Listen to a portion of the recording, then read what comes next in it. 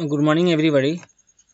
Okay, मेरा नाम आकाश कुमार है और आज हम देखेंगे इलेक्ट्रोस्टेट। ये होगा एमएसटीसीटी, नीट और जेई को ध्यान में रखते हुए पूरा लेक्चर इलेक्ट्रोस्टेट, मतलब हम लोग 50% लेक्चर कंप्लीट कर इलेक्ट्रोस्टेट को 50% हम लोग कंप्लीट कर देंगे इसलिए लेक्चर के माध्यम से। तो शुरू करते हैं, चलिए। तो सबसे पहले देखते हैं चार्ज। चार्ज क्या है? Charge the study of electricity और electric charge at rest is known as electrostatics. देखिए, अगर चार्ज है, क्या है? चार्ज है, तो चार्ज दो केस हुआ, रेस्ट भी होगा या मोशन में होगा। ओके, जब रेस्ट पे होगा तब हम पढ़ेंगे इलेक्ट्रोस्टेट। ओके, क्या पढ़ेंगे? इलेक्ट्रोस्टेट। जब मोशन में होगा तो हम पढ़ेंगे current electricity. Okay, magnetic electric field and magnetic field दोनों क्रिएट करेगा। करेंट इलेक्ट्रिसिटी पढ़ेंगे जब चार्ज क्या हो? मोशन में हो।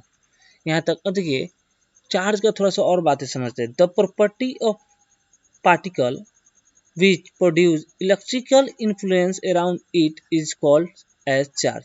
देखिए, चार्ज क्या है? चार्ज जनरली किसी भी मटेरियल का प्रॉपर्टी होता है, किसी भी मटेरियल का इंट्रिंसिक प्रॉपर्टी है, जिससे क्या करेगा? या तो अट्रैक्ट करेगा या रिपेल करेगा। ओके, या रिपेल करेगा, दो ही काम कर सकता है, या तो अट्रैक्ट करेगा या रिपेल करेगा। The property acquired by material body when it is rubbed with another body which produce electrical influence is called as charge. Okay, the rubbed body which acquire a charge is called electrified body. Okay, जब हम body को रब करेंगे, दो हाथों को लेके रब करेंगे दो बॉडी को, तो क्या होगा? वहाँ पे इन्फ्लुएंस होगा, इलेक्ट्रिकल इन्फ्लुएंस होगा, जिससे चार्ज किया जाता है। ओके, जो बॉडी चार्ज एक्वायर करेगा उससे क्या बनेंगे? Electrified body. अब चार्ज का चौथा प्रॉपर्टी देखते हैं। The electricity developed on the body when they are rubbed against each other is called frictional or static electricity. Frictional यानी कि रब करने से, फ्रिक्शन करने के बाद जो चार्ज एक्वायर हुआ उसे फ्रिक्शनल इलेक्ट्रिसिटी कहते हैं। अगला point, the smallest amount of charge that can be obtain by any practical means is called electronic charge. जो इलेक्ट्रॉन पे चार्ज होता है, कितना होता है? 1.6 इंटू 10 के पावर माइनस 19 कूलम। देखिए, दो तीन सब एटॉमिक पार्टिकल होता है, इलेक्ट्रॉन, प्रोटॉन और न्यूट्रॉन। एक एटम में तीन होते हैं, इलेक्ट्रॉन, प्रोटॉन और न्यूट्रॉन। इलेक्ट्रॉन निगेटिव चार्ज होता है, प्रोटॉन पॉजिटिव चार्ज होता है और न्यूट्रल पे जीरो चार्ज होता है, कोई चार्ज नहीं। तो अगर इलेक्ट्रॉन पे चार्ज है 1.6 इंटू 10 के पावर माइनस 19 कूलम, निगेटिव होता है। वहीं पे प्रोटॉन पे सेम होता है और पॉजिटिव होता है। Okay, the total charge of system is equal to algebraic sum of all individual charge of the system. अगर मान लीजिए एक सिस्टम है, ओके, सिस्टम में 4 प्रोटॉन है और 3 इलेक्ट्रॉन है। तो प्रोटॉन पे कैसा चार्ज है? प्लस का 4e और इलेक्ट्रॉन पे माइनस का 3। अब दोनों को सम कर देंगे तो e बच जाएगा, यानी कि प्लस का ई पॉजिटिव चार्ज होगा। प्लस ई मतलब पॉजिटिव 1.6 इंटू 10 के power minus 19 coulomb. Okay, algebraic sum होता है। अगर इससे भी देखा जाए, अगर एक 2 कूलम है सिस्टम, एक सिस्टम है जिसमें 2 कूलम माइनस का 3 कूलम प्लस का 7 कूलम की चार्ज है, तो सबको जोड़ देंगे तो 7 2 9 नेट चार्ज होगा, टोटल चार्ज होगा इस पे 7 2 9 6 क्यू होगा। Charge Q on a body is always equal to integral multiple of electronic charge. ये फॉर्मूला सबसे जरूरी होता है आपको याद। Q is equal to N E, where E is electronic charge और क्यू टोटल चार्ज। एन क्या होता है? एक नंबर होता है, नंबर ऑफ इलेक्ट्रॉन या proton. Okay, number of electron proton. आपसे पूछा जाए कि अगर मेरे पास 4 इलेक्ट्रॉन है, कितने इलेक्ट्रॉन है? 4 इलेक्ट्रॉन, तो मेरे ऊपर चार्ज कितना होगा? सिंपल है, Q equal to 4 into 1.6 into 10 के पावर माइनस 19 कूलम, माइनस का कितना होगा? 6.4 इंटू 10⁻⁻19 कूलम आ जाएगा। 4 into 1.6 6.4। Okay, the fact is known as discrete nature of charge. Discrete nature of charge, net charge on an isolated system always remain constant. In other words, charge can neither be created nor destroyed. यानी कि conservation of charge की बात किया जा रहा है। Conservation of charge, charge को ना ही क्रिएट कर सकते हैं और ना ही डिस्ट्रॉय कर सकते, कंजर्वेशन ऑफ चार्ज। ओके, एक और बात समझिएगा, इसे क्वांटाइजेशन ऑफ चार्ज भी बोला जाता है। Q इक्वल टू एनी को हम लोग क्वांटाइजेशन ऑफ चार्ज बोलते हैं, यानी कि आइसोलेटेड सिस्टम का जो चार्ज होगा ऑलवेज रिमेन कांस्टेंट होगा। यहाँ तक तो आपको क्लियर है, क्वांटाइजेशन ऑफ चार्ज बोलते हैं। आगे देखते हैं क्वांटाइजेशन। ओके, अगला बात बोलता है there are two types of charge, positive charge and negative charge. Okay, ये सब ग्लास रॉड को वेन सिल्क से रब करेंगे तो पॉजिटिव चार्ज निकलेगा, the absence of electron. Positive charge और निगेटिव चार्ज को थोड़ा और से समझते हैं। ओवरऑल हम जानते हैं एक मेटल, एक एटम ओवरऑल क्या होता है, न्यूट्रल होता है। एटम क्या होता है, न्यूट्रल होता है ओवरऑल। पॉजिटिव चार्ज कैसे आएगा, अगर मान लीजिए एक एटम में 4 प्रोटॉन है तो 4 ही इलेक्ट्रॉन होंगे, तभी जाके और रहेगा। तो पॉजिटिव चार्ज कब है, जब इससे इलेक्ट्रॉन चले जाएंगे, यानी कि deficiency of electron. Deficiency of electron क्या हो जाता है, पॉजिटिव चार्ज।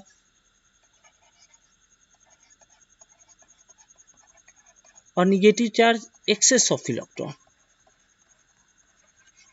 आप लोग कटाइन पढ़े होंगे केमिस्ट्री में, उसमें मैं नहीं जाऊंगा। Access of electron. ओके, अब यहाँ से थोड़ा सा और बातें समझते हैं। अगर मैं बोलूँ कि मेरे पास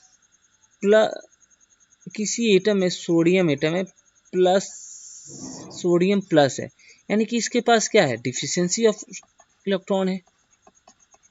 deficiency of electron, deficiency of electron means कि सोडियम के पास क्या है, 11 प्रोटॉन है एंड 10 इलेक्ट्रॉन बच गए,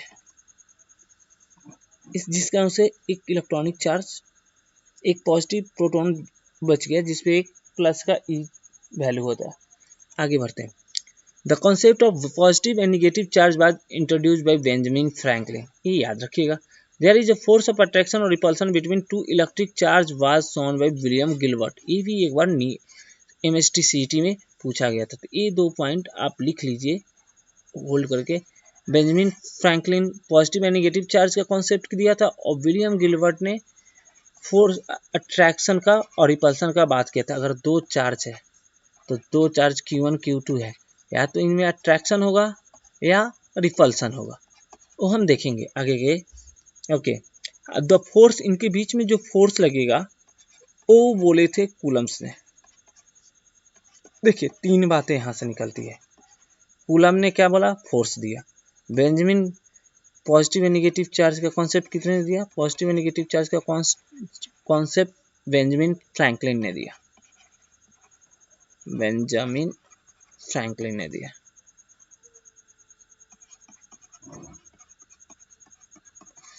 और विलियम गिलबर्ट, एक बार सीटी में पूछ दिया गया हुआ है। तो विलियम गिलबर्ट में क्या बोला कि रिपल्सन और अट्रैक्शन का कॉन्सेप्ट दिया, रिपल्सन और अट्रैक्शन का। ये थ्योरी वाइज तो होगा ही होगा, लेकिन पूरा कॉन्सेप्चुअल लेक्चर होगा। और ये मोस्ट इंपॉर्टेंट है नीट और सीटी के लिए। जेई में इस टाइप के क्वेश्चन कम पूछते हैं।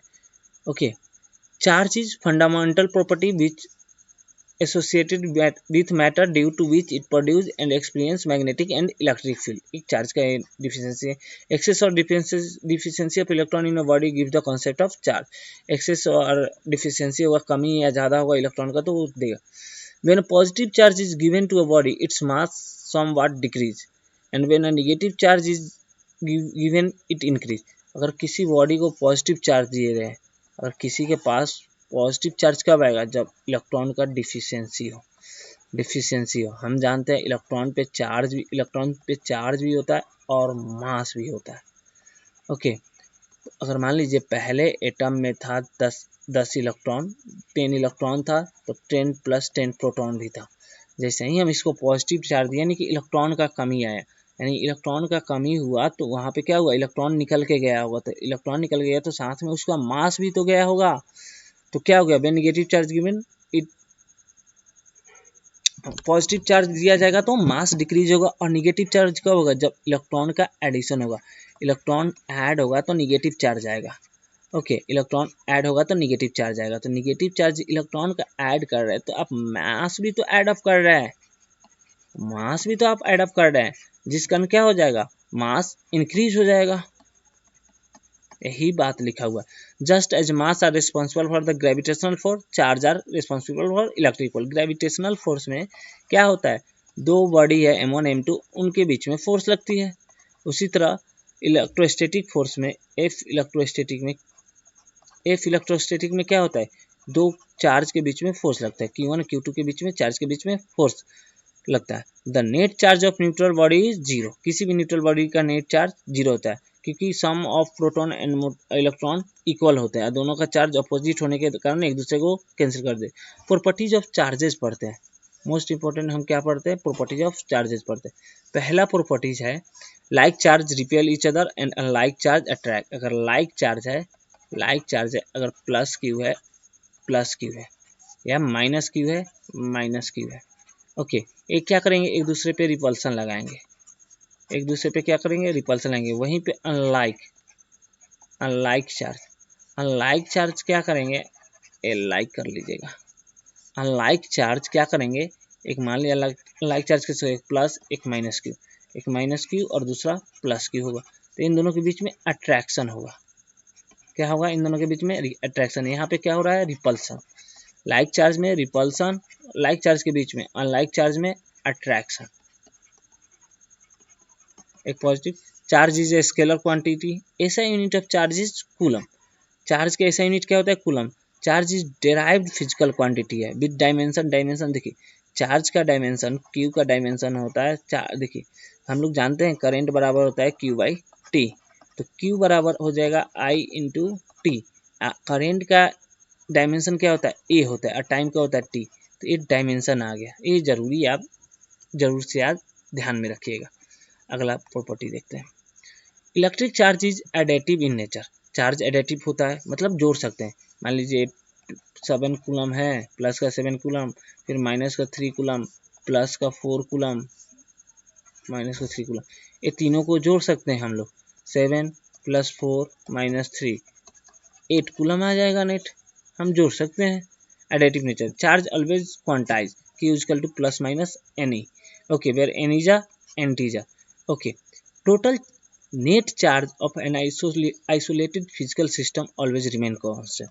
कोई भी आइसोलेटेड सिस्टम है, इसका जो नेट चार्ज है, मान लीजिए +3 कूलम चार्ज है, माइनस का 2 कूलम है, प्लस का 8 कूलम है, ये सब क्या होगा, अगर आप मिक्स भी कर देते हैं फिर भी ये क्या होगा, आइसोलेटेड ही रहेगा, okay. Charge can neither be created nor be destroy, charge को ना तो बना सकते हैं ना ही डिस्ट्रॉय कर सकते हैं, बस it can be transfer from one body to another body, ये मैं ऑलरेडी बता चुका हूँ आपको। आपसे मैं एक क्वेश्चन पूछता हूँ, इस प्रॉपर्टी के बाद आपसे 2-3 क्वेश्चन पूछा जाएगा जो आपको बताना पड़ेगा। Charge is independent of frame of reference, से independent, charge on a body does not change whatever its speed, charge speed पे डिपेंड नहीं करता। अगर इस क्यू को भी वेलोसिटी से हम फेंक दिए तो इसका क्यू का कुछ देर बाद भी क्यू ही रहेगा इस पे चार्ज। अगर क्यू इसका 4 कूलम है तो कुछ देर बाद या कितना भी स्पीड दे दो, ये 4 कूलम ही इस पे रहेगा, okay. Accelerated charge radiates energy, okay, ये बात है याद, accelerated charge radiates energy if the motion of charge particle is accelerated, it not produce electric and magnetic field but also radiate energy in the form of electromagnetic waves. अगर charge accelerated charge है तो electric accelerated charge है, क्या है, accelerated charge है, accelerated charge है तो ये तो इलेक्ट्रिक फील्ड देगा ही, साथ में मैग्नेटिक फील्ड भी देगा, और साथ में इलेक्ट्रोमैग्नेटिक रेडिएशन इमिट करेगा, यानी कि एनर्जी भी इमिट करेगा। कौन सा एनर्जी, इलेक्ट्रोमैग्नेटिक एनर्जी इमिट करेगा। Repulsion is the sure test of electrification, NEET वाले ये पॉइंट याद कर ले, और सीटी वाले, ओके, क्योंकि इलेक्ट्रिफिकेशन श्योर चार्ज है, क्या चीज का, ओके। अब एक charge conservation observe in nuclear reaction, nuclear reaction में चार्ज का कंजर्वेशन ऑब्जर्व होता है, रेडियो एक्टिविटी के पेयर प्रोडक्शन, इस सब में चार्ज का होता है। अब आपसे पूछा जाएगा find the number of electron in 1 coulomb charge, 1 coulomb charge में कितना इलेक्ट्रॉन का नंबर होगा। होल्ड कीजिए, 15 सेकेंड सोचिए और बताइए। अभी तक जो आपको एक फार्मूला मिला है उसका यूज करके अब बताइए, सिंपल सा है। आप एक फार्मूला क्वांटाइजेशन ऑफ चार्ज क्या समझते हो, Q equal to N A, ये तो आपको मालूम है। Q कितना दिया है 1 कूलम, N कितना है वही तो निकालना है, n number of electron, electronic charge कितना 1.6 इंटू 10 के पावर माइनस का 19 कूलम। तब यहाँ से N बराबर हो जाएगा 1/1.6 इंटू 10 के पावर माइनस 19 कूलम। ये कितना दे देगा, आप सॉल्व कीजिएगा या मेरे पे भरोसा रखिए, ये 10 के पावर 18 दे देगा। एक कूलम चार्ज में कितना इलेक्ट्रॉन है, एक कूलम चार्ज में आपके पास इलेक्ट्रॉन है 6.25 इंटू 10 के पावर 18, और ये बहुत बड़ा नंबर होता है, वेरी वेरी बिग नंबर। चलिए अब बात करते हैं यूनिट ऑफ चार्ज का। यूनिट ऑफ चार्ज होता है, ऐसा यूनिट ऑफ चार्ज क्या होता है, कूलम होता है। ऐसा यूनिट क्या होता है, कूलम होता है। और 1 coulomb is charge that which when placed from an identical charge at a distance of 1 meter from it and repel it with a force of 9 into 10 के पावर 9। देखिए 1 कूलम वो चार्ज होता है, 1 कूलम अगर define करना हो तो अगर एक क्यू चार्ज है और इसके पास पे कोई 1 मीटर दूरी पे अगला कोई चार्ज रखा जा रहा है, तो ये 1 कूलम वाला चार्ज, ये 1 कूलम वाला चार्ज क्या करेगा, इस पे फोर्स लगाएगा, और फोर्स कितना होगा 9 इंटू 10 के पावर 9। कैसे, इलेक्ट्रोस्टैटिक फोर्स निकाला जाता है, हम जानते हैं ए पर बराबर क्या होता है, के Q1 Q2 by R square. Okay, के Q1 1 कूलम बोला है, Q2 पे ही तो फोर्स देख रहे हैं। ओके, आर कितना है 1 मीटर का स्क्वायर, और के का वैल्यू होता है 9 इंटू 10 के पावर 9, और फोर्स का यूनिट न्यूटन होता है, वो हम देखेंगे। अगला चार्ज होता है स्टेट कूलम भी होता है ऐसा यूनिट, और फ्रैंकलिन भी होता है, and 1 coulomb equal to 3 into 10 के पावर 9 कूलम। एक फैराडे भी होता है, ओके, और ए बी कूलम भी होता है। 1 ए बी कूलम 3 इंटू 10 के पावर 10 स्टेट कूलम या 10 कूलम। आप ये सब याद रखिएगा, कौन कौन सा, 1 फ्रैंकलिन या स्टेट कूलम या कूलम। और एक क्वेश्चन था सीटी में पूछा था, विच इज नॉट ऐसा यूनिट ऑफ चार्ज। उसमें 4 ऑप्शन थे, फ्रैंकलिन था, स्टेट था, कूलम था और फराड था। तो फराड ही नहीं होता है, फराड किसका होता है, कैपेसिटेंस का होता है। चलिए आगे देखते हैं, कूलम्स लॉ। कूलम्स ने दिया था, two electric charge always attract और repel each other with a force which is directly proportional to the product of the charge and inversely proportional to the square of the distance between them। कहने का मतलब है कि अगर दो charge है, एक Q1 है एक Q2 है, तो कूलम्स ने इन दोनों के बीच में अट्रैक्शन और रिपल्सन का जो फोर्स होता है, अट्रैक्शन और रिपल्सन, उनका मैग्नीट्यूड दे दिया था। उन्होंने यही बोला था, F is directly proportional to product of Q1 and Q2 and F is inversely proportional to distance, square of distance between them. इन दोनों के बीच में दूरी है r। ओके, तो यहाँ से एफ बराबर आ गया, अगर ये दोनों प्रोपोर्शनलिटी हटाइएगा तो आपको एक कांस्टेंट देना पड़ेगा, एफ बराबर K Q1 Q2 upon R square, and this is the first and most important formula of electrostat, F equal to K Q1 Q2। अब के Q1 Q2 पे हम बात करेंगे, लेकिन ये पहला फार्मूला होता है। ओके, फॉर वैक्यूम के बराबर K is equal to 1/4 pi eps nought, where eps nought is permittivity of free space, permittivity of free space, permittivity of free space.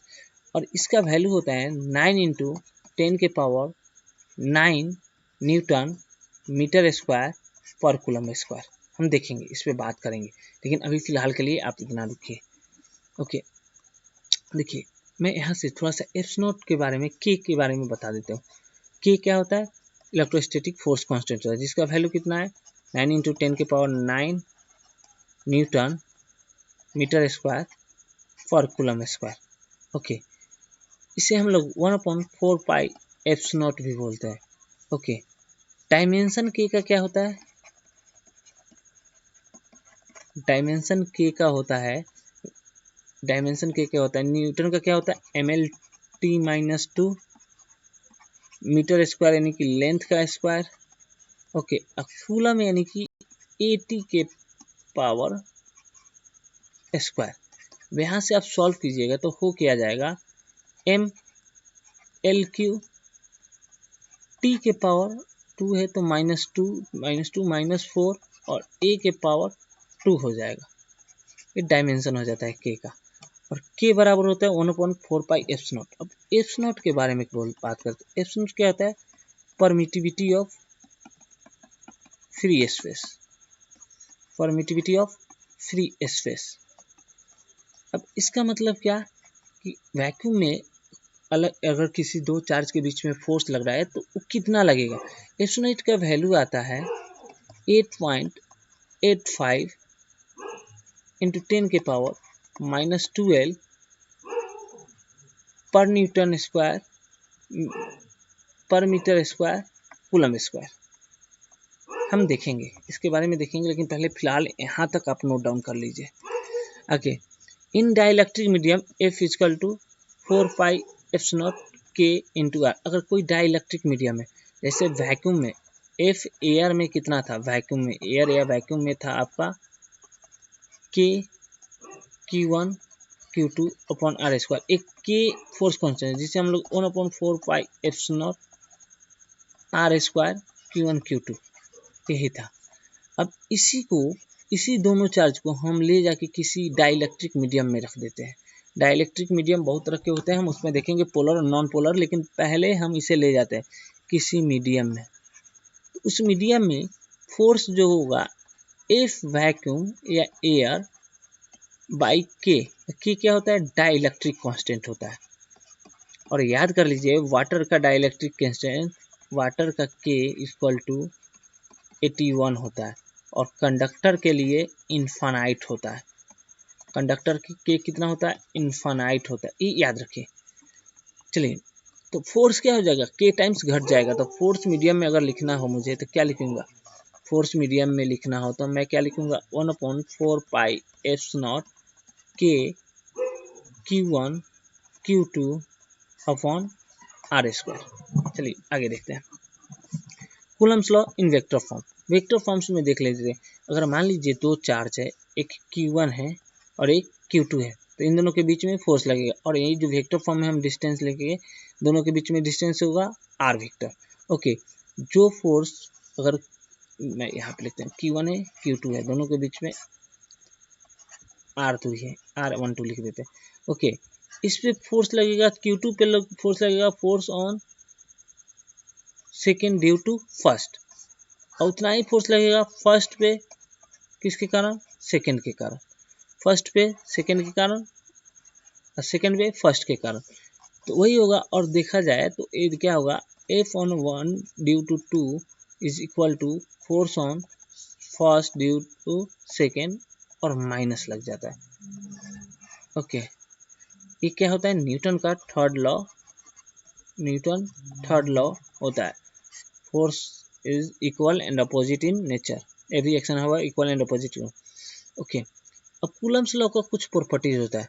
Coulomb's law holds for stationary charge और point charge. जो Q1 Q2 होगा वो कैसा होगा? Q1 Q2 point charge होंगे। क्या होंगे? Point charge होंगे।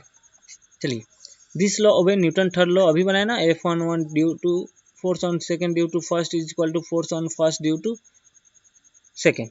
This law is not universal, ये यूनिवर्सल लॉ नहीं है।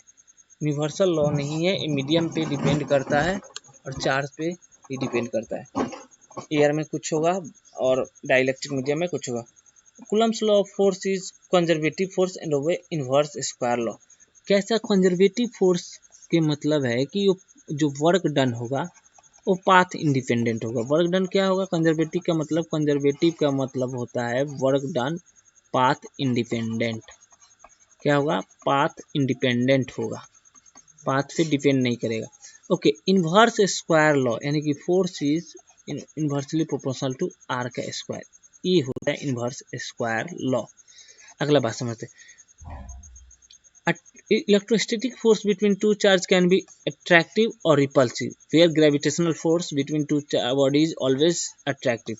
अगर दो बॉडी है, एक m1 है m2 है, इनके बीच में कौन सा फोर्स लगेगा, ग्रेविटेशनल फोर्स। एक कैसा होगा, हमेशा अट्रैक्टिव होगा।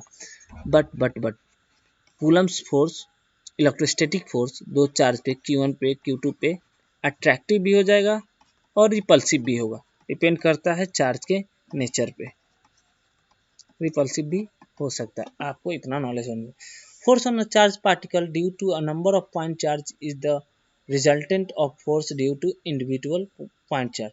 Okay, F equal to F1 F2 F3 करके वेक्टर एडिशन, एंड वेक्टर नहीं नॉर्मल एडिशन भी कर सकते हैं। अगर एक मान लीजिए फोर्स लग रहा है तो कितना, एक चार्ज पे कितना लग रहा है। When the same charge are separated by same distance in two different media. Two different medium मतलब मान लीजिए एक एयर है और एक कोई डाइलेक्ट्रिक मीडियम, डाइलेक्ट्रिक मीडियम से खेलते, एक डाइलेक्ट्रिक मीडियम 1 है और एक 2 है। तो 1 में कितना फोर्स होगा, K1 4 pi F nought are square. 2 में कितना होगा, K0 K2 4 pi F not. अगर मान लीजिए हमको लिखना हो F1 K1 equal to F2 K2 लिख सकते हैं। बाकी सब तो सेम बोला है ना, same charge are separated by the same distance, तो ये सारा टर्म सेम बोला है, ये भी सेम होगा। तो यहाँ से ये सारा कांस्टेंट हो गया ना, F1 K1 equal to constant, तो हम लिख सकते हैं ना F1 K1 equal to F2 K2। आगे देखते हैं द स्पेस और रीजन। अब आते हैं इलेक्ट्रिक फील्ड का, बात करते हैं किसका, इलेक्ट्रिक फील्ड का। कूलम फोर्स का यही था, और कूलम फोर्स पे मेरी मानो तो MSTCT पे charge between two, force between two charge, मतलब भर भर के क्वेश्चन पूछे हुए हैं। बस माइक्रो कूलम, कूलम ये सब मतलब यूनिट से खेल गया है। ओके, साइज डबल कर देगा, डिस्टेंस डबल कर देगा, चार्ज का वैल्यू डबल कर देगा तो फोर्स क्या लगेगा, ये सब पूछा हुआ। चलिए अगला टॉपिक है इलेक्ट्रिक फील्ड। हम डिटेल में नहीं जाएंगे, डिटेल में इसलिए नहीं जाएंगे क्योंकि हमारे पास टाइम कम है। 1 घंटे में मुझे पूरा पार्ट 1 पढ़ा देना है, 11th का जितना भी इलेक्ट्रोस्टेट है सारा पढ़ा देना है। ओके, अब आता है द स्पेस और reason surrounding the static charge in which a unit positive charge experience a force is called electric field। देखिए, द स्पेस और region surrounding the static charge, अगर चार्ज क्यू है तो इसके जो रीजन होंगे, एरिया होंगे, स्पेस होंगे इसके आसपास वाला, ओके, वहाँ पे क्या होगा, इस चार्ज का इन्फ्लुएंस रहेगा। चार्ज का इन्फ्लुएंस रहेगा तो अगर दूसरा कोई चार्ज आता है तो इस पर क्या लगाएगा, फोर्स लगाएगा। अब वही अपना जो रीजन होगा, इसका जो फोर्स का रीजन है, इलाका है, उसी को क्या बोलते हैं, electric field. The concept of electric field was introduced by Michael Faraday. अब देखिए एक और टर्म आया, Michael Faraday concept of electric field. जैसे गिलबर्ट ने क्या बोला था, गिलबर्ट ने बोला था कि अट्रैक्शन और रिपल्सन लगेगा। कूलम्ब ने बोला था कि दोनों के बीच में फोर्स लगेगा। और चार्ज के बारे में सबसे पहले किसने बोला था, फ्रैंकलिन ने, कि 2 तरह का चार्ज होता है, पॉजिटिव और निगेटिव। पॉजिटिव निगेटिव किसने बोला, फ्रैंकलिन ने। Okay, positive negative Franklin. Force के बारे में कूलम्ब ने, और रिपल्सन और अट्रैक्शन के बारे में गिलबर्ट ने। और इलेक्ट्रिक फील्ड का कॉन्सेप्ट किसने दिया, माइकल फैराडे ने। कब दिया था, 1820 में दिया था। It was developed by James Clerk Maxwell. The imaginary lines of force are used for the representation of electric field। Imaginary line से हम लोग इलेक्ट्रिक फील्ड को डिनोट करते हैं, वो देखेंगे क्या होता है। अब बात आता है इलेक्ट्रिक फील्ड को, देखो इलेक्ट्रिक फील्ड का 3-4 नाम आता है। ओके, इलेक्ट्रिक फील्ड को हम लोग इंटेंसिटी भी बोलते हैं और स्ट्रेंथ भी बोलते हैं। कहीं कहीं तो इसको फ्लक्स डेंसिटी भी बोला जाता है। इसी पे एक क्वेश्चन था। Okay, flux density is equal to electric field intensity, ये था क्वेश्चन। मैं आपको दिखाऊंगा प्रूफ के साथ जब क्वेश्चन इसका मैं करवाऊंगा, ऐसे मैं आपको नहीं बोल रहा हूँ। अब आती है इलेक्ट्रिक इंटेंसिटी, इलेक्ट्रिक फील्ड वही। तो the strength of electric field at a point in electric field is represented by a vector called as electric field intensity. इसको अगर डिटेल में समझना हो ना तो मैं इस पर एक पार्टिकुलर वीडियो बना दूंगा। समझिए, अगर एक चार्ज क्यू है, जैसे ही इसके पास कोई क्यू नॉट चार्ज आया, इस पे एक यूनिट चार्ज क्या करेगा, एक फोर्स एक्सपीरियंस करेगा, अट्रैक्टिव या रिपल्सिव। तो अब बताइए, जो इलेक्ट्रिक फील्ड होगा, force upon Q not, Q not क्या है, टेस्ट चार्ज है। तो अब बताइए इस पे फोर्स कितना लगेगा, फोर्स आराम से लगेगा K Q1 Q2 upon R square, और टेस्ट चार्ज कितना है Q0। तो Q1 कितना है, Q है, Q2 कितना है, Q0 है। हम लिख सकते हैं कि Q0 upon R square by Q0। यहाँ से Q0 गेट कैंसिल, Q0 क्या हो जाएगा, कैंसिल हो जाएगा। आगे देखते हैं, चलिए, ये होता है इलेक्ट्रिक फील्ड का फॉर्मूला, एफ इजकल की E equal to F by Q0। Unit का बात कर लिए यहीं पे, तो इलेक्ट्रिक फील्ड का एसआई यूनिट देखते हैं, एसआई यूनिट। फोर्स का क्या होता है, न्यूटन, चार्ज का क्या होता है, कूलम, न्यूटन पर कूलम बोलते हैं। चलिए, the negative gradient of potential is electric field. Negative gradient यानी कि ई इजकल टू माइनस का d V by d r, यही नेगेटिव ग्रेडियंट बोल रहा है। Total number of electric lines of force passing normally through unit area is electric intensity और flux density.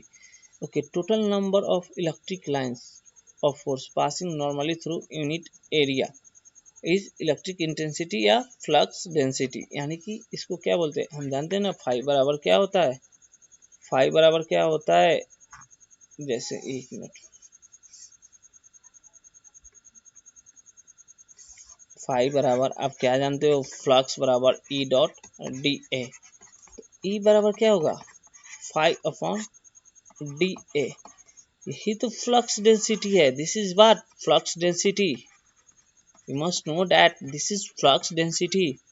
Okay, अब आती है electric intensity is vector quantity, it is directed along the direction of force, force के direction में किया जाता है। इस ऐसा यूनिट क्या होता है, इलेक्ट्रिकल इंस्टीट्यूट न्यूटन पर कूलम और वोल्ट पर मीटर भी बोला जाता है, क्योंकि यहाँ से वोल्टेज पोटेंशियल का वोल्ट और डिस्टेंस का मीटर, यहाँ से वोल्ट मीटर भी आ जाएगा। डायमेंशन क्या होगा, ML-T-3 और I-1, करंट का A से भी और I से भी डिनोट करता है।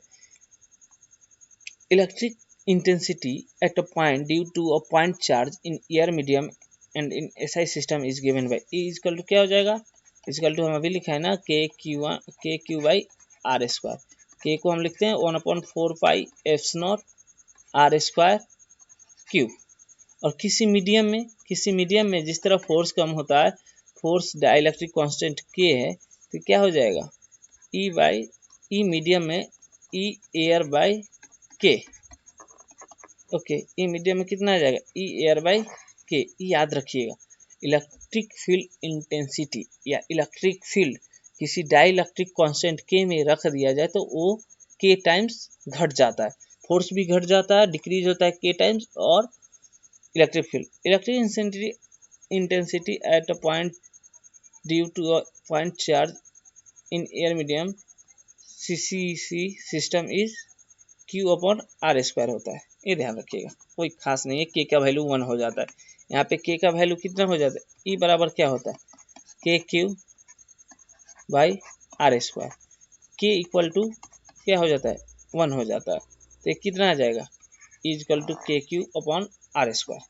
आगे देखते हैं, force experience by a charge Q in electric field. अगर मान लीजिए एक चार्ज रखा हुआ है क्यू, कहाँ रखा गया, इलेक्ट्रिक फील्ड में रखा हुआ है, यूनिफॉर्म इलेक्ट्रिक फील्ड में।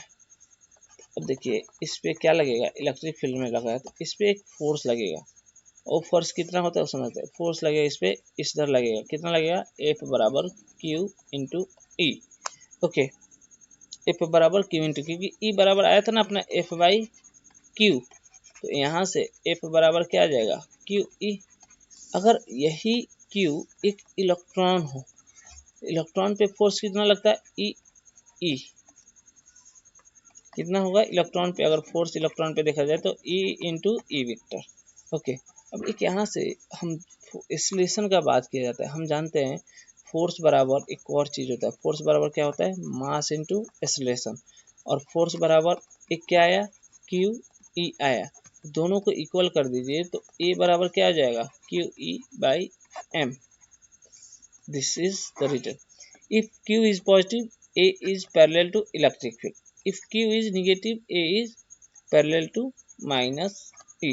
अगर मान लीजिए अगर ए इलेक्ट्रिक फील्ड है, अगर हम प्लस क्यू रखते हैं तो इस पे फोर्स इधर लगेगा इलेक्ट्रिक फील्ड के डायरेक्शन में। ओके, फोर्स इधर लगेगा। अगर माइनस क्यू रखते हैं तो इस पे फोर्स इस साइड लगेगा इलेक्ट्रिक फील्ड के अपोजिट में लगेगा। समझ में आया, यही बोला है, पैरेलल यानी कि उसी के डायरेक्शन में, और निगेटिव यानी कि इलेक्ट्रिक फील्ड के डायरेक्शन के अपोजिट लगेगा। आगे चलते हैं, इलेक्ट्रिक पोटेंशियल बात करते हैं। देखिए अभी मुझे इलेक्ट्रिक पोटेंशियल समझाने के में बहुत टाइम लगेगा, 15-20 मिनट खींच लेगा, इसलिए हम डायरेक्ट डिफिनेशन से आगे बढ़ते हैं। Okay, electric potential strength of electric field at a point in an electric field is represented by a scalar as electric field potential. Okay, electric field में जो strength है, the amount of work done in bringing a unit positive charge from infinity to the given point against the direction of electric intensity is called electric potential. अगर मान लीजिए Q है, Q के पास क्या होगा, अपना इलेक्ट्रिक फील्ड होगा, तो अगर हमें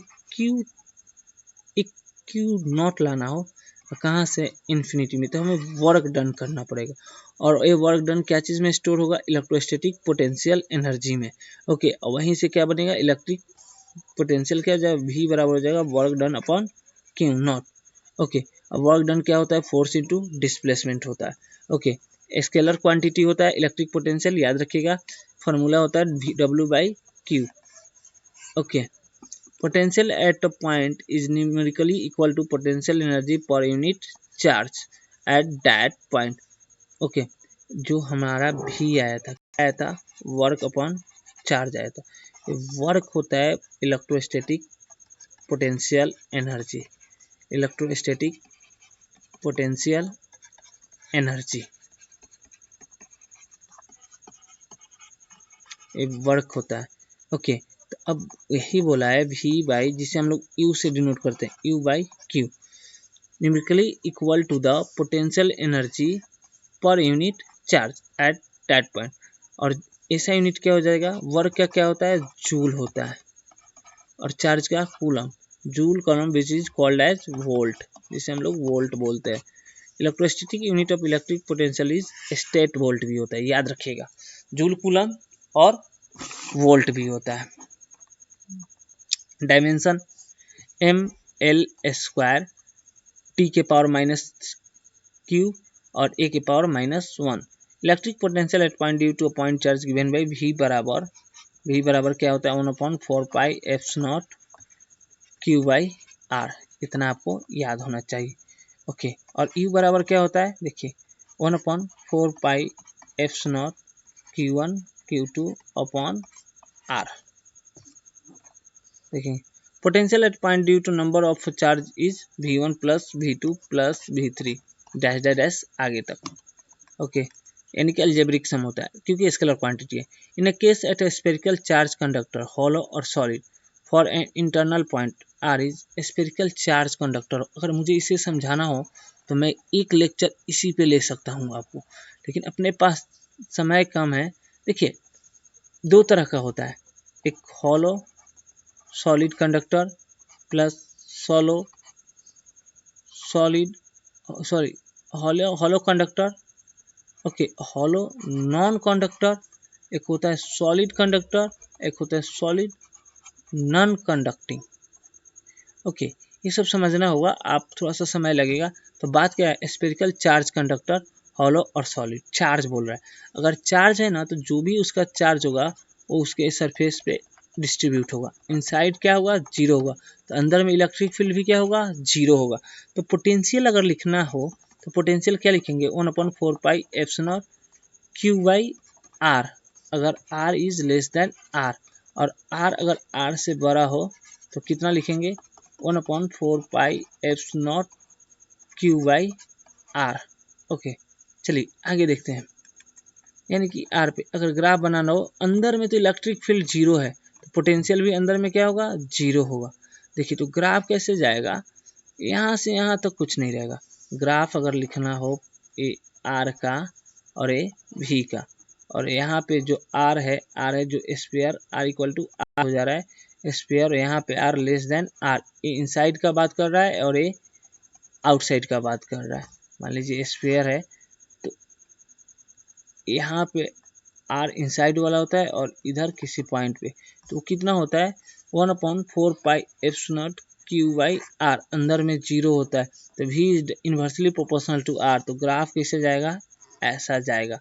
ये डॉट डॉट बता रहा है कि अंदर में कुछ नहीं है। आगे देखते हैं। In case of spherical volume distribution of charge for an internal point, volume distribution होगा तो उसमें बस आप सेंटर पे R जीरो होगा तो V कितना होगा, इतना होगा, और भी इतना होगा। यही बस याद कर लीजिए सरफेस पे, इसमें ज़्यादा दिमाग लगाना नहीं है क्योंकि समय की कमी है। अगला सेंटेंस पढ़ते हैं क्या है। और positive charge in field moves from high potential to low potential, ये तो बात है। An electron moves from low potential to high potential. देखिए पॉजिटिव चार्ज हो तो किधर जाएगा, हाई पोटेंशियल से लो पोटेंशियल की तरफ, हाई पोटेंशियल से लो पोटेंशियल की तरफ। और निगेटिव चार्ज हुआ यानी कि इलेक्ट्रॉन निगेटिव चार्ज हुआ तो क्या जाएगा, लो पोटेंशियल से हाई पोटेंशियल की तरफ जाएगा, लो पोटेंशियल से हाई पोटेंशियल की तरफ जाएगा। इतना बातें आपको ध्यान में रहनी चाहिए। अगला बात समझते हैं। If a proton and electron are isolated from rest through the same potential difference, they gain equal amount of kinetic energy. Kinetic energy equally करेंगे क्योंकि काइनेटिक एनर्जी होता है 12 mv²। Okay, the difference of potential between two points is electric field is called potential difference. It is given by difference between potential two point. देखिए दो point के बीच में VA minus VB निकालना है। Okay, तो वर्क डन ए से B में लाने में अपॉन Q0, तो इसी को लिखते हैं वर्क बी से ए में लाने में अपॉन Q0, और इसको हम लोग डेल्टा V भी बोलते हैं। पोटेंशियल हमेशा डिफरेंस निकाला जाता है, किसी एक पॉइंट का नहीं निकलता। दूसरा क्योंकि वर्क डन पहला तो एक इन्फिनिटी से चार्ज लाया जाता है ना। Okay, work done in displacing a positive charge Q0 from infinity to a distance R फ्रॉम a charge Q is equal the potential energy of the test charge in electric field of source charge. It is given by E is equal to 1/4πε0 Q0 Q/R। अगर मान लीजिए यहाँ पे एक Q charge है और एक चार्ज इन्फिनिटी पे, अगर इसको यहाँ लाना हो तो हमें वर्क डन करना पड़ेगा। वर्क डन कौन करेगा, एक्सटर्नल एजेंट करेगा, और वर्क डन कितना इलेक्ट्रोस्टैटिक पोटेंशियल एनर्जी में स्टोर हो जाएगा, जिसका वैल्यू कितना होगा 1/4πε0 Q0 Q/R हो जाएगा। इतना सिंपल है। When the charge moves against the direction of the field, work done on the charge and it's potential increase. अगर यही Q0 against the direction opposite जाए तो चार्ज क्या हो जाएगा, वर्क डन क्या हो जाएगा, पॉजिटिव हो जाएगा। Along the direction of force field work done is decrease हो जाएगा। अगर इसी के डायरेक्शन में करें तो वो डिक्रीज हो जाएगा। अगला समझिए। The negative potential gradient at any point in electric field is called electric intensity. E is equal to minus का dV/dr। मैंने ऑलरेडी बता चुका हूँ, इस पर बहुत सारे क्वेश्चन आते हैं नीट में। नीट का एक फेवरेट टॉपिक है क्योंकि यहाँ पे डिफ्रेंसिएशन और इंटीग्रेशन का यूज होता है। डिफ्रेंसिएशन का होता है। Okay, velocity of particle in an electric field is m is equal to √2qV/m होता है। v is equal to 2qV/m होता है अंडर, क्योंकि एनर्जी कंजर्व कर दीजिए ना। ये क्या होता है, 12 mv² काइनेटिक एनर्जी, वही पोटेंशियल एनर्जी के बराबर होता है। वो कितना होता है, V/QV होता है।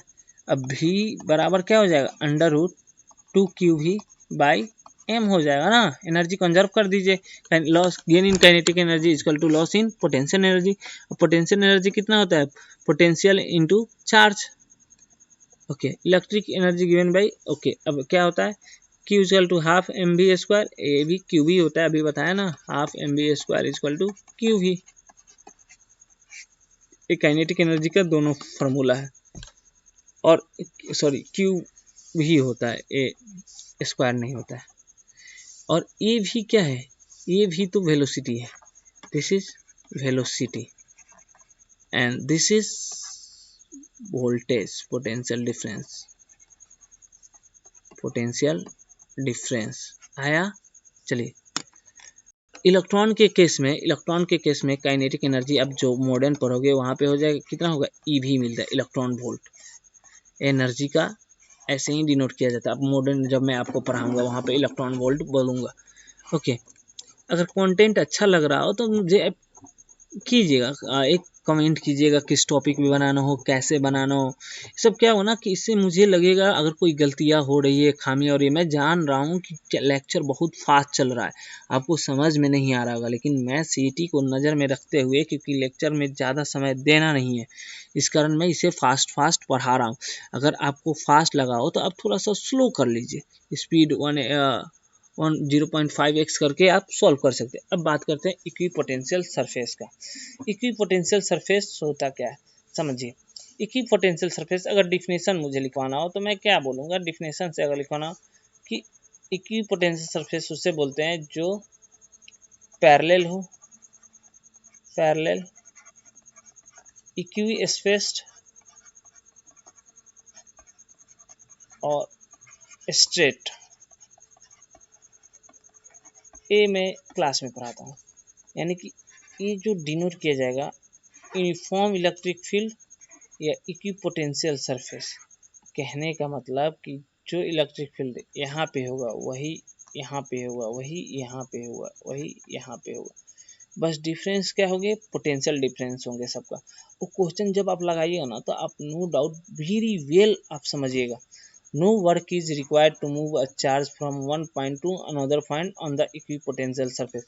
इक्विपोटेंशियल सरफेस अगर क्यू चार्ज है तो इस लाइन पे, सॉरी यूनिफॉर्म इलेक्ट्रिक फील्ड बोल रहा है, क्या होता है, यूनिफॉर्म इलेक्ट्रिक फील्ड है, I am sorry for my mistake, uniform electric field का बात किया जा रहा है। ओके, इक्विपोटेंशियल सरफेस एक क्यू चार्ज है तो इसका एक इलेक्ट्रिक फील्ड का हुआ पैटर्न।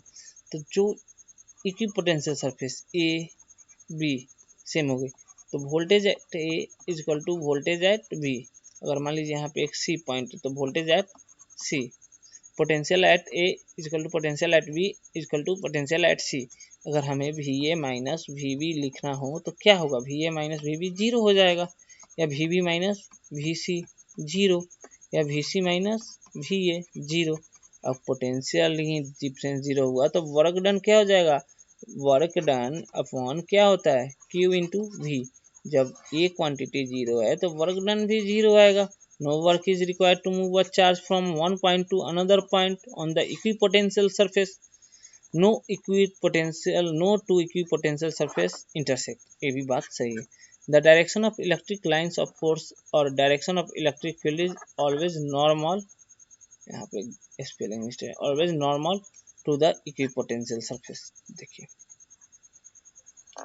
ये equipotential surface है, बोल क्या है, direction of electric lines of force और डायरेक्शन ऑफ इलेक्ट्रिक फील्ड हमेशा क्या होगा, नॉर्मल होगा हमेशा। अगर मान लीजिए ये आएंगे ऐसे, हमेशा नॉर्मल 90 डिग्री बनाएंगे। मैं इलेक्ट्रिक फील्ड लाइंस पढ़ाना छूट गया है गलती से, देखता हूँ अगर आगे रखा गया होगा तो मैं आपको पढ़ा दूंगा। Inside a hollow charge spherical conductor the potential is constant. अगर कोई होलो चार्ज कंडक्टर हो,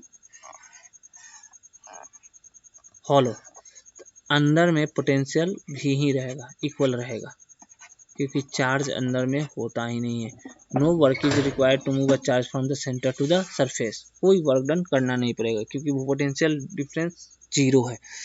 force on an isolated point charge, the equipotential surface is a sphere. Concentric sphere about the point charge are different equipotential surface. Okay अगला बात समझिए, electric field बराबर हम लोग क्या जानते हैं, इलेक्ट्रिक फील्ड बराबर होता है माइनस का dV अपॉन dr होता है। अब ई जो ई है इन्वर्सली प्रोपोर्शनल टू dr है। लाइव नहीं है सर, रिकॉर्ड करना पड़ जा रहा है। ओके अब देखिए यहाँ पे बनाया गया है ए 40 वोल्ट, ए 30 वोल्ट, ए 20 वोल्ट, ए 10 वोल्ट। अब देखिए electric field eight P is less than electric field eight Q is less than electric field R। देखिए R जितना R लेस देन होगा, R कम होगा तो E क्या होगा, ज़्यादा होगा। तो देखिए इन दोनों के बीच में दूरी कितना है, कम है, तो इलेक्ट्रिक फील्ड कितना है, ज़्यादा है। अब देखो इसमें क्या है, ज़्यादा है तो उससे कम है। फिर यहाँ पे क्या है, जो डिफरेंस है region of strong and weak electric spacing. अब इन दोनों के बीच में ये वाला क्यू वाले में क्या है, ज़्यादा आर है तो इलेक्ट्रिक फील्ड कम, और इसमें और ज़्यादा है तो इलेक्ट्रिक फील्ड और कम। चलिए आगे देखते हैं, इलेक्ट्रिक पोटेंशियल एनर्जी का बात करते हैं। Electric potential energy of a system of charge is equal to, अभी मैं बता चुका हूँ लेकिन एक बार फिर से आपको ध्यान दिया, potential energy of a system of charge is equal to the amount of work done in bringing those charge from infinite separation to their respective position. Okay, system of charge is equal to the amount of work in bringing those charge from infinity separation to their respective position. A charged particle is placed in an electric field has potential energy because of its interaction with the electric field. If two charges Q1 and Q2 are separated by a distance R, then potential energy of the system is, देखिए potential energy कितना है, E Q1 Q2 by K Q1 Q2 by R square. देखिए मैं एक minute कहाँ गया यार, force बराबर क्या आया था अपना, एक मिनट कलर चेंज करने दीजिए, महतूज से फोर्स बराबर क्या आया था, फोर्स बराबर आया था अपना के Q1 Q2 by R square. Okay, जिसे हम लोग अगर सेम चार्ज हो के Q square by R square बोल सकते हैं। इलेक्ट्रिक फील्ड कितना आया था, सब वेक्टर क्वांटिटी है, इलेक्ट्रिक फील्ड कितना आया था के Q by R square. Potential कितना आया था, के क्यू बाई आर आया था। पोटेंशियल एनर्जी कितना आया था, के दो चार्ज हो के क्यू स्क्वायर बाई आर, अगर दोनों चार्ज इक्वल हो Q1 इक्वल टू Q2 हो गया। इलेक्ट्रिक फील्ड बराबर कितना आता है, माइनस का dV बाई dr। ओके अब एक और आया था, फोर्स बराबर क्या आया था, QE। ये सारा रिश्ता आपको याद होना चाहिए, तब जाके आप क्वेश्चन आसानी से लगा पाओगे। फॉर्मूला में जब तक आप मिस करोगे आप गड़बड़ा जाओगे। अब potential energy of system of three charge Q1 Q2 Q3 is given. मान लीजिए तीन चार्ज है, एक Q1 है, एक Q2 है, एक Q3 है, तो जो इनका फोर्स लगेगा, यू लिखना हो तो हम लोग लिख सकते हैं, यू तो स्केलर की क्वांटिटी है, तो U1 due to 2 plus U12 due to 1 due to 3 plus U2 due to 3, ये सबका जोड़ देंगे तो U12 कितना लिख सकते हैं, मैं के Q1 Q2 upon R plus के Q1 Q3 अपॉन R 13 12